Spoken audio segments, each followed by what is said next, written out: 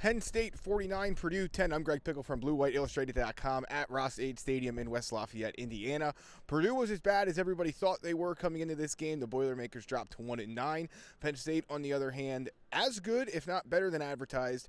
James Franklin saying afterwards he felt like his team played his most complete game of the season, a four-quarter performance, which is something he has been looking for from them for the better part of the season. Penn State, of course, has only one loss on its record, but even in a game like last week against Washington, where it had a very good first half and then not as good of a second half, the Nittany Lions were able to put things together for a full 60 minutes tonight. Be sure to check out Thomas Frank Carr on the Blue White Illustrated post-game show here on the BWI YouTube feed or wherever you get your podcast. Nate Bauer joining him on that tonight. We have James Franklin's full news conference over at BlueWhiteIllustrated.com, and what I would tell you as the lights start to flash here at Ross-Ade Stadium is that a lot of the talk after the game focused on the guy you would expect it to, Tyler Warren. The tight end had 190 all-purpose yards. He scored as a rusher. He scored as a passer, and he was able to do the things that Penn State has been able to do with him all year. He had a long touchdown run in which he was untouched. He had a play where he lined up behind Nick Dawkins and had the ball snapped through his legs to Drew Aller.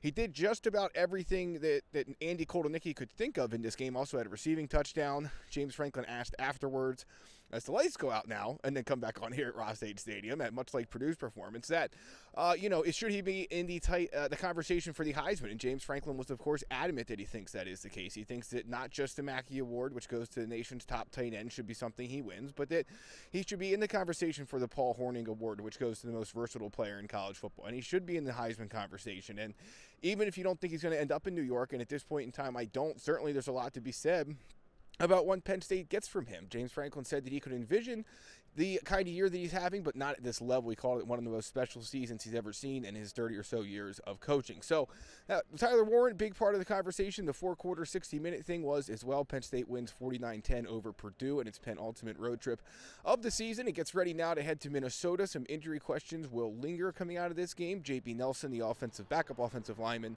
hurt in this game. Tried to test things out over on the sidelines here, about 50 feet behind me. Was not able to, so we'll learn more about his status. Drew Aller seemed to be fine, but was limping at one point during this game in the second half. You had an issue where Jalen Reed was down on the field briefly, was able to continue, come back in the game after a trip to the injury tent. He missed about 3 plays, so that was good news for Penn State. Jalen Harvey, the freshman defensive end, unfortunately needed help to get off the field in the fourth quarter. We'll have to learn more about that. And Elliott Washington, the cornerback, went to the locker room early right before the half and was not seen back on the field here in Indiana after that. So some injury updates to check on, but I think Penn State gets through this game mostly healthy, which was the goal otherwise besides winning. And so for Penn State, a 49-10 victory in Ross-Ade Stadium moves them to 9-1. They were number 4 in the college football playoff rankings this past week. We'll see where they go Tuesday night when the newest ones come out. But all told, Penn State had to come here, hold serve, and put together a strong, resounding victory, and that's what it did. We'll have more of a breakdown of it on BlueWhiteIllustrated.com. I'm Greg Pickel. We will talk to you next time from Minneapolis.